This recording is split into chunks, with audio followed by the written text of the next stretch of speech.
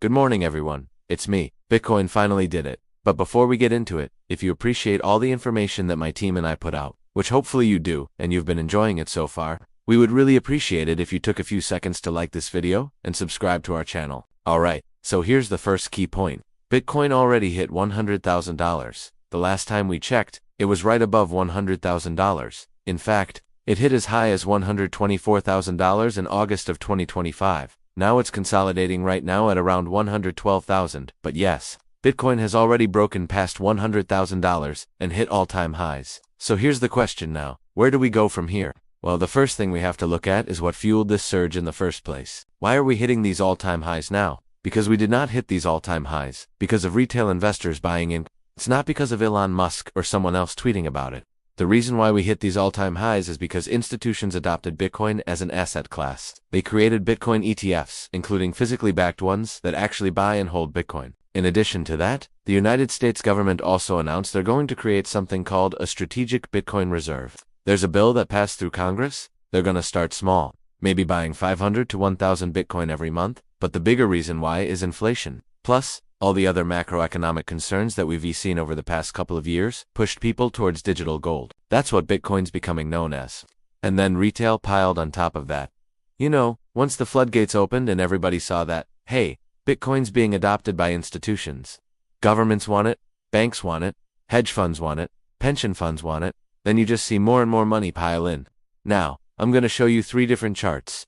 These charts aren't showing anything necessarily new. But now that we've hit $100,000, here's what you need to watch moving forward to determine whether we go higher or we correct before we go higher. The first thing I want to show you is ETF inflows. Have a look at this. We've seen a consistent increase in ETF inflows since mid-August, right? We saw some outflows prior to that, but this is showing us that institutions are consistently buying in. Now, there's 2 things to keep in mind here. First off, when we compare this to the top in 2021, which was around $68,000, this is a much smaller number, and yes, we are seeing less volume.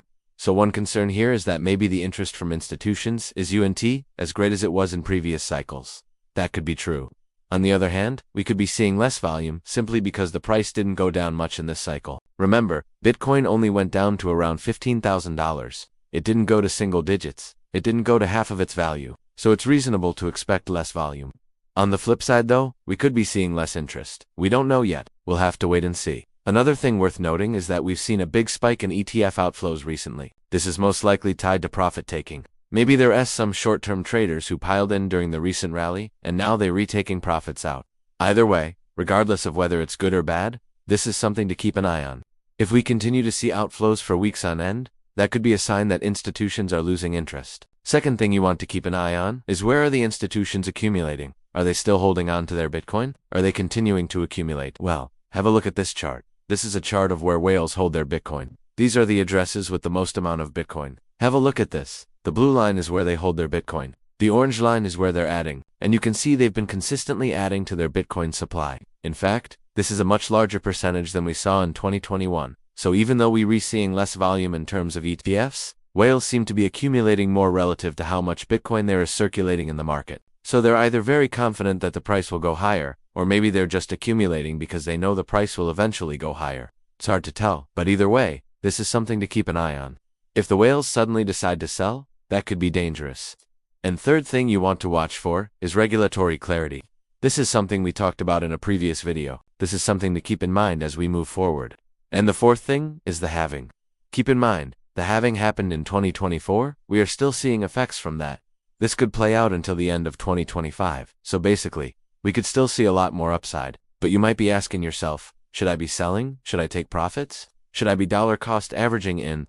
Let me address this real quick. First off, I understand that many of you have been holding since 2021. You bought the top. Most of us did. I know I did. And you've been waiting for Bitcoin to reach $100,000 so you can sell and realize your profits. And I get it. That's why you're in crypto in the first place. And that's fine. But I think it's important to remember that $100,000 is not the finish line. Sure, maybe you're done. Maybe you had a great run, and you feel like, I'm not interested in investing anymore. Maybe you just wanted to get in, get out. That's totally fine. But for those of you who are looking to grow your wealth and build generational wealth, $100,000 is not the finish line. Of course, volatility is going to come with the territory. So you could always sell, and then the price could keep climbing higher, and you'll regret it. Or maybe the price comes back down.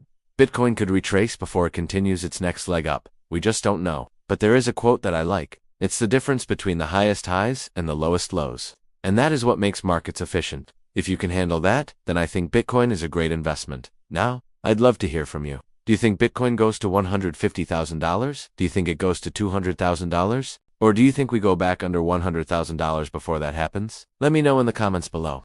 And if you enjoyed this video and you want to see more videos like this, make sure you hit the like button and subscribe to our channel.